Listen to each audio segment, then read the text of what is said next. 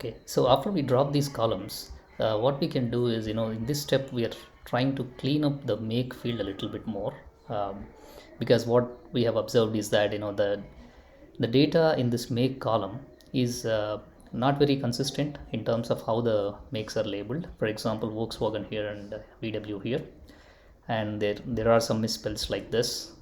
So all these things we're trying to replace, and we're trying to make sure they are getting consistent. So we're just using, just take this one particular syntax. Now we are using that one particular column, and then apply the replace method by passing a dictionary of which values, key value pairs, the key that needs to be replaced with which value, right? Now all these values with inconsistent spellings, we're trying to make them consistent here. So like that, for each particular make, where we have observed there are some different values, so we're trying to replace here. So that's what this step does. So that cleans us with all the make names. And now if we just run this particular code, so we are now seeing how many different types of makes are there.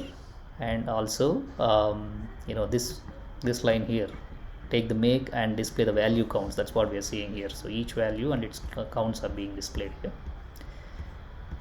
And also we're trying to display the column names here, so we can just visualize which columns existed here, right? All right, I think the previous step I haven't executed the column name removal, so now I've done that. So if we actually run this code again, we should now see the price X and price Y should not show up here. So the column names that we removed earlier are now removed here. Okay, so after that, as I discussed above, we also need to correct the data types, right? Cars category, when we introduced it through binning, right? So that is actually created as a different data type within data frame, and also the symboling, these two are actually not correctly represented in the data type. So we're trying to transform them consistently as string data type, so that will help us in terms of model fitting. So this steps does this. These two column names, we're correcting it. And like we discussed, we needed to remove the CTMPG column due to high correlation with the other input variables, so we are removing this as well. With that said, we have one last step into feature engineering, so which is handling categorical values, right? So categorical values, they're string values, and they can't be fed directly into the machine learning model. They have to be represented numerically in some form. So for that, we use this something called as get underscore dummies, and this is also called as one hot encoding. So what this does is, each categorical column, if you take, for example, let me take symboling, right? So symboling as a column, it has -2, 0, -1, 2 and 3 as possible values, right? So what the one hot encoding does is, it actually converts the categorical column into multiple columns by appending different possible values for it, and then the value would be labeled as either 1 or 0 here. Like for example, for this particular row, right, the symboling value was -3, sorry, +3. So for the 3 value, it is actually using this particular column, and it will represent it here, right? Like that, in this case it's 1, and it will represent this column as 1.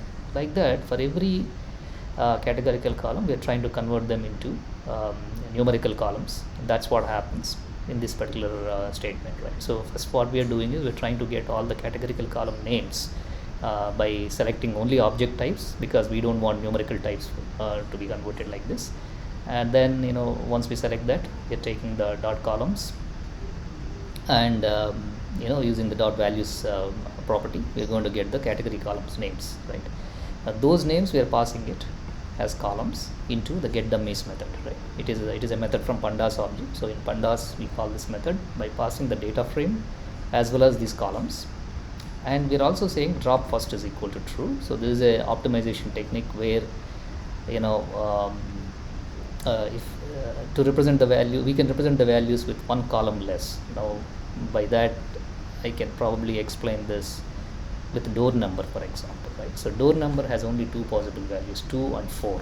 Now in this case, if we observe 4 is missing, only 2 is shown up for drop door number. That's because if door number is 0, then it is treated as door number is 4, right? So what I mean by this is just with the one column we are able to represent both the facts. So like that, if we have all the car body fields as 0, so that means it is indicating uh, one particular value which was 1, but we removed that column, right?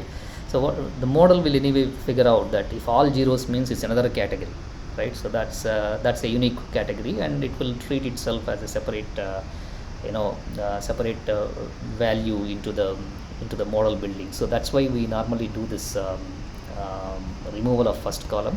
Again, think of it as optimization. It's better done. So that's what we're doing.